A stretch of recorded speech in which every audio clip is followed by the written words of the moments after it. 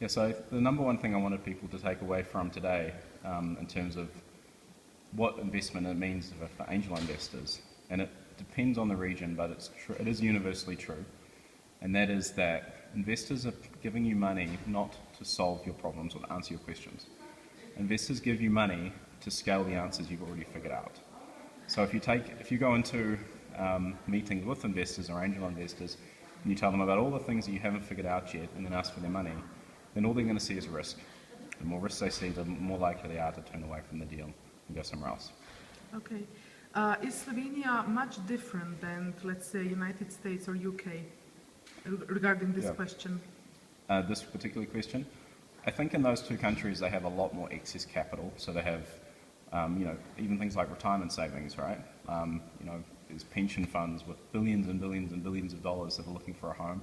And so some of that money ends up in the hands of mini angel networks, because now in America you actually have some angel investors who actually manage funds, which is not what an angel investor usually was. So in America what an angel is actually changing, right? Whereas in Slovenia an angel is still an angel.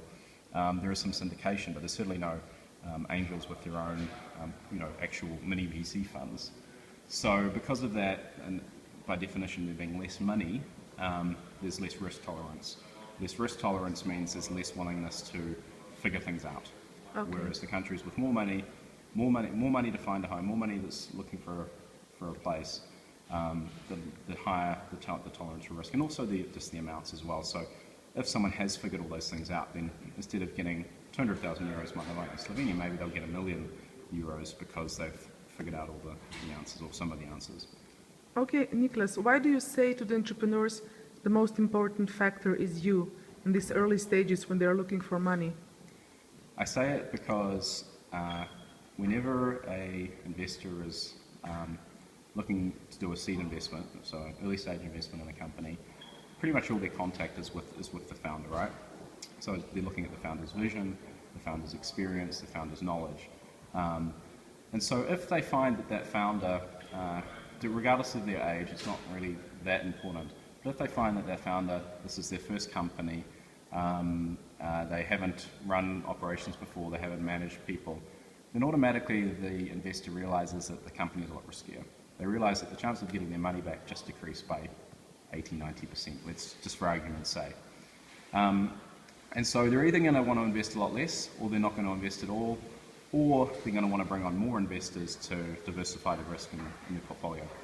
So on the other hand, if the founder has had a company that was moderately successful or failed or whatever, or if that person's been a manager at their company and organised project type work is close to what running a business is like without a lot of the other stuff. But anything that the founder can say or do or demonstrate that they have an understanding of business and that they've made mistakes, right? Because whenever you do a business, it's actually a lot of mistakes you make, no matter what. So what an investor wants is they want you to have made those mistakes somewhere else. And they know that you're going to make more mistakes, that's fine, but the more mistakes you made somewhere else, the less you'll make with this company, and the less mistakes you make and the more things you do right, the more chance that the investor will get their money back at some point.